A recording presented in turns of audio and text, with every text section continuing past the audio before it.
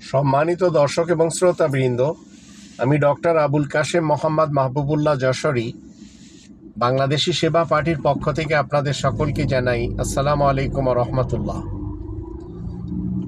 ইতর প্রাণীগুলির বিরুদ্ধে ডাক্তার শফিকুর রহমান যে কথা বলছেন সেটি তারেক জিয়া বলতে পারে না। শুনে নিন। আমাদের নেতা সংসদে দাঁড়িয়ে প্রধানমন্ত্রীর হয়ে বিচার চাইলেন স্পিকারের কাছে। দেখুন ভিডিওটা।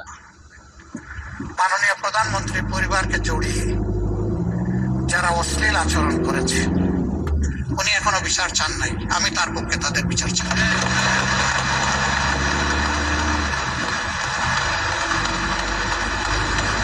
ওনার মেয়ে, আল্লাহ তাআলা আমাকেও 2টা মেয়ে সন্তান দান করেছেন। আমার মেয়ে, ওনার মেয়ের সম্মান মানে আমার মেয়ের সম্মান, মানে আমাদের মেয়ের সম্মান।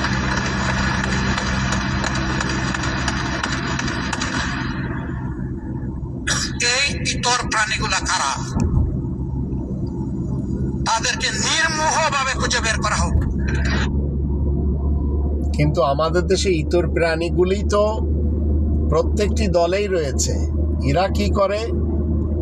এরা 14-15 বছরের মেয়েদেরকে গ্রাম থেকে এনে মনোরঞ্জন করতে চায়। এর জন্য ইতর প্রাণী দালাল হিসেবে কাজ করে চলেছে। এদের বিরুদ্ধে তারেক জিয়া কখনো কথা বলবে না, কারণ তার চারিপাশে চোর, ডাকাত, চাঁদাবাজ আর এই খুন খারাপি যারা করে আর ধর্ষক, এদের দিয়েই ভরা।